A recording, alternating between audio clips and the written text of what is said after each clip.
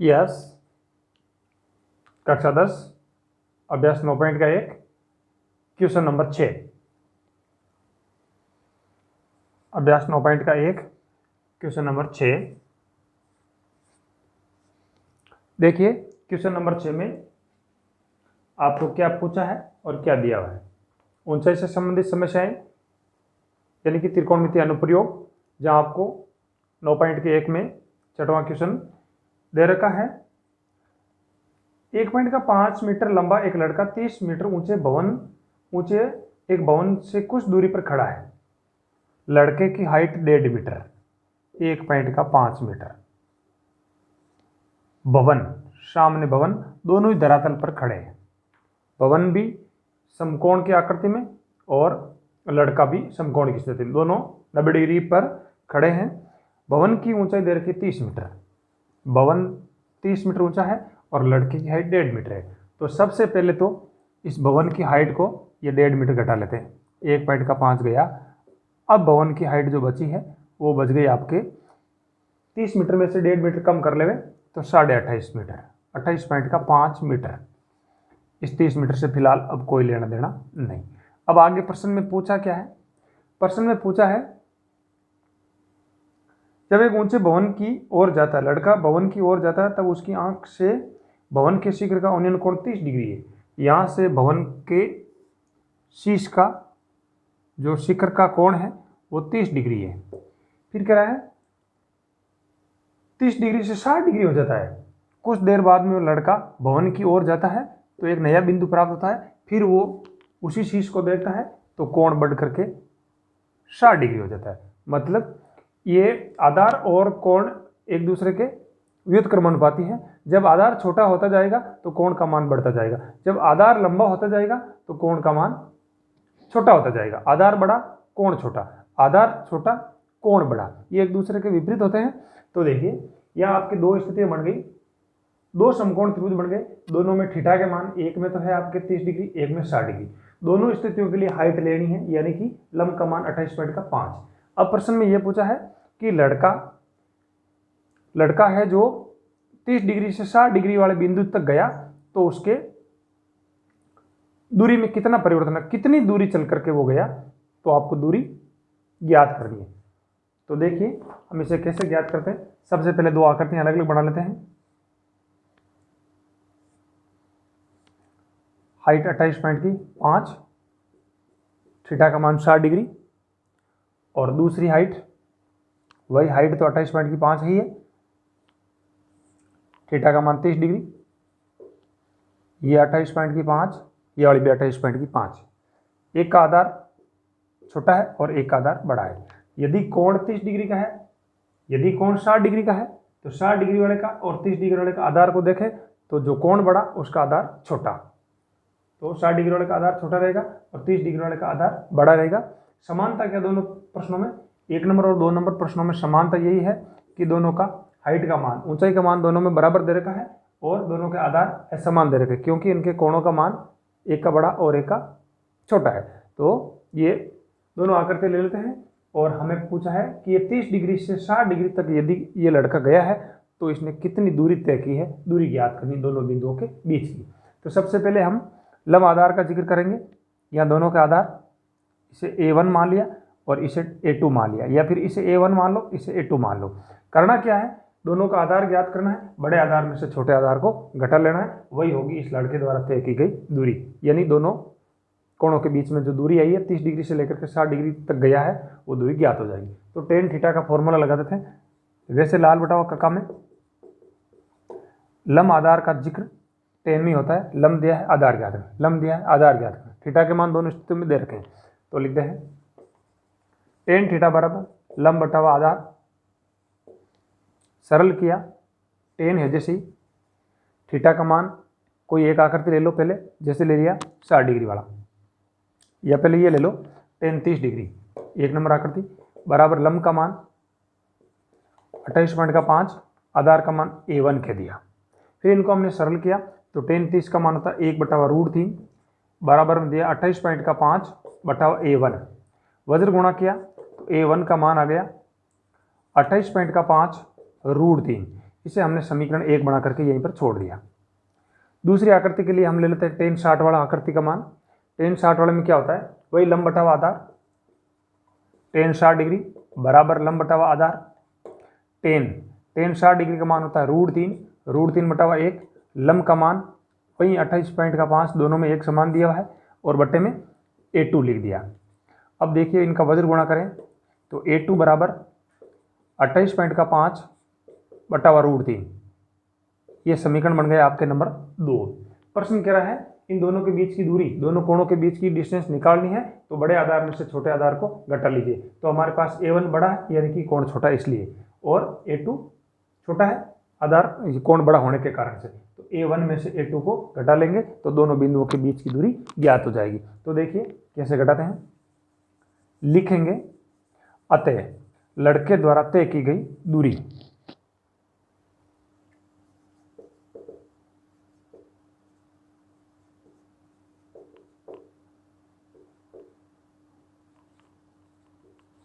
बराबर, पहले ये लिख देते हैं A1 28.5 √3 माइनस का चिन्ह 28.5 बटा √3।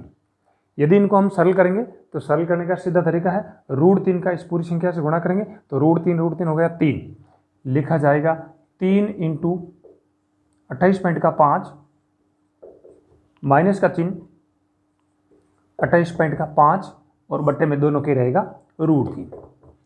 फिर अंश को देखा तो इन दोनों पदों में माइनस का चिन्ह बीच में 28.5 कॉमन आ रहा है।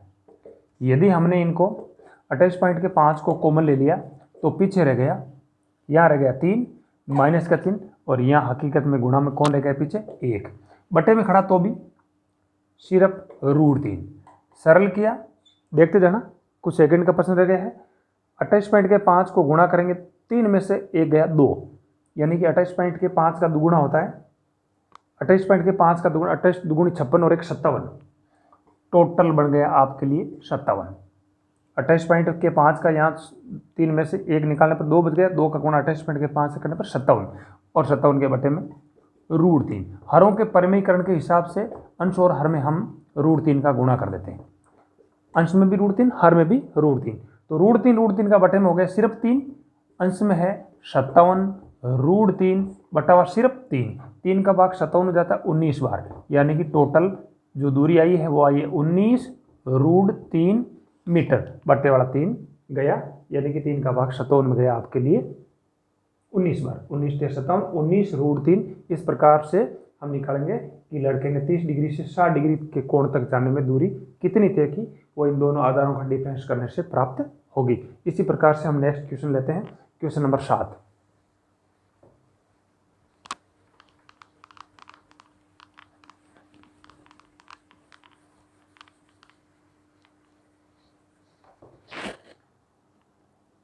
क्वेश्चन नंबर 7 आपके दे रखा है, भूमि के एक बिंदु से 20 मीटर ऊंचे भवन के शिखर पर लगी एक संचार मीनार। भूमि पर एक दिया हुआ भवन, भूमि के एक बिंदु से 20 मीटर ऊंचे भवन की ऊंचाई दे रखी है 20 मीटर, यानी कि ये भवन है आपका, 20 मीटर ऊंचाई दे रखी है भवन की। उसके आगे दे रखा है 20 मीटर ऊंचे भवन के शिखर पर लगी एक संचार मीनार। इस पर एक संचार मीनार लगी हुई है, ठीक है, संचार मीनार मतलब टावर। संचार मीनार के तल और शिखर के उन्नयन कोण, एक भूमि के बिंदु से 20 मीटर ऊंचे भवन के शिखर पर लगी संचार मीनार, संचार मीनार का शिखर, संचार मीनार का तल का उस बिंदु से, धरातल पर जो बिंदु है उस बिंदु से दोनों कोण दे रखे हैं, संचार मीनार के तल का, और पहले नाम आया तल फिर नाम आया शिखर, तो संचार मीनार के तल का कोण पहला दे रखा है आपके 45 डिग्री और शिखर का कोण दे रखा है आपके लिए 60 डिग्री। अब हम दोनों आकृतियों को अलग अलग करें। इस संचार मीनार की हाइट आपको ज्ञात करनी है कि भवन के ऊपर जो संचार मीनार लगी है वो कितनी ऊंची है, लिखा है मीनार की ऊंचाई ज्ञात कीजिए। तो सबसे पहले हम क्या करेंगे, दोनों आकृतियों को अलग अलग कर देते हैं। दोनों आकृतियों के लिए बड़ी आकृति जो हाइट बड़ी है उसके लिए कोण है 60 डिग्री का, और छोटी हाइट के लिए कोण दिया है आपके 45 डिग्री का। दोनों कोणों को लेते हुए हमने दो आकृतियां बनाई। सबसे पहले 60 डिग्री वाले कोण की आकृति बना ली। 60 डिग्री वाले के लिए दोनों ये भुजाओं का योग होगा x का और 20 का, तो इसका लंब आ गया x प्लस का 20। दूसरी आकृति बनाएंगे, इधर बना देता हूं मैं, जिसकी हाइट कम है, थीटा का मान 45 डिग्री है और सामने हाइट दे रखी कितनी 20 मीटर। अब इस स्थिति में आपकी समानता क्या है, दोनों जो आकृति बन रखी है, एक 45 डिग्री के कोण वाली और एक 60 डिग्री के कोण वाली, दोनों का आधार एक जैसा है, तो दोनों के आधार को सिर्फ a लिख दिया। दोनों की हाइट को देखें तो एक की हाइट तो x प्लस का 20 और एक की हाइट है सिर्फ 20 मीटर, सब मान मीटर में है, मीटर में मीटर में, तो दोनों के आधार को हमने एक जैसा आधार है, सेम आधार है, इसलिए a मान लिया। दोनों की हाइट सामने दे रखी है, दोनों के थीटा के मान भी दे रखे हैं। दोनों प्रश्नों में आपके लंब आधार का जिक्र हुआ है और लंब आधार दोनों यदि एक साथ हो तो वो टेन थीटा में जाता है। तो हम पहले कोई सा एक ले लेते हैं, जैसे 45 डिग्री वाला ले लिया, एक नंबर आकृति हम लिख देते हैं।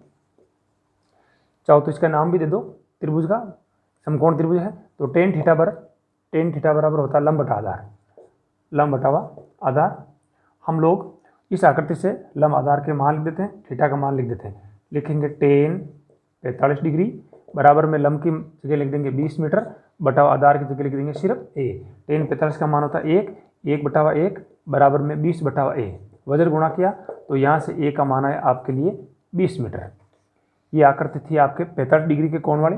फिर ले लेते 60 डिग्री वाली, उसमें भी टेन थीटा का फॉर्मूला लंब बटावा आधार, टेन थीटा का मान ले लिया आपके लिए 60 डिग्री बराबर में लंब का मान दे रखा है, कितना दे रखा, x प्लस का 20 मीटर बटावा आधार तो अभी हमने ज्ञात किया, ये समीकरण नंबर 1, उसको उठा करके यहाँ लिख देते हैं, तो आधार की जगह लिख दिया 20 और टेन 60 का मान होता है आपके लिए 1 बटावा सिर्फ रूट 3, टेन थीटा का मान होता है रूट 3, इसके बटे में लिख दिया हमने 1, बराबर में खड़ा है x प्लस का 20 और बटे में खड़ा है सिर्फ 20। अब इनका हमने वज्र गुणा किया। वज्र गुणा करते समय ध्यान ये रखना है कि पहले इसको x वालों का गुणा लिखें, एक का गुणा यदि x से किया जाए तो सिर्फ x प्लस का 20 है, जैसे बराबर में रूट 3 का गुणा होगा आपके लिए 20 से। हमें x का मान निकालना है, तो सबसे पहले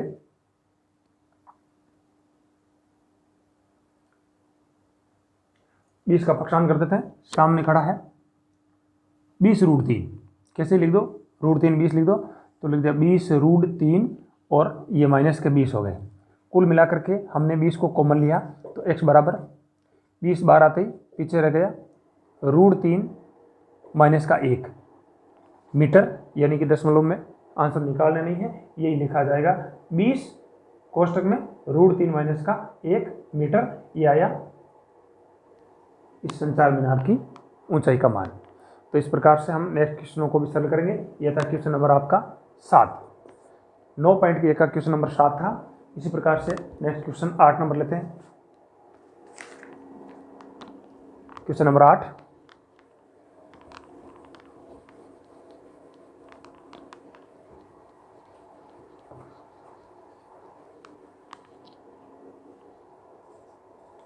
वही 9 पॉइंट का 1, 9 पॉइंट के 1 का 8वां प्रश्न दे रखा आपके, एक पेडिस्टल के शिखर पर एक 1.6 मीटर ऊंची मूर्ति लगी। पेडिस्टल का मतलब होता है किसी चबूतरे के आकार का, जहां किसी मूर्ति का अनावरण किया जाता है, तो पेडिस्टल चबूतरे जैसा ही है।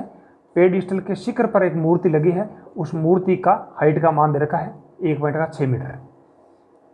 मूर्ति की हाइट दे रखी 1.6 मीटर, प्रश्न में ऐसा कह रखा है।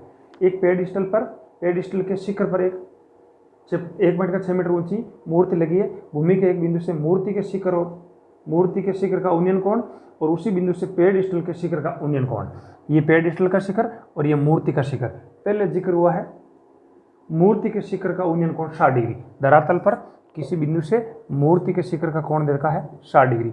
फिर दे रखा है पेडिस्टल के शिखर का उन्नयन कोण 45 डिग्री, इसी बिंदु से पेडिस्टल के शिखर का, या कह दो मूर्ति के आधार बिंदु का 45 डिग्री का कोण दिया छोटे वाला, और ये बड़ा वाला कोण पहले से दे रखा आपके 60 डिग्री का।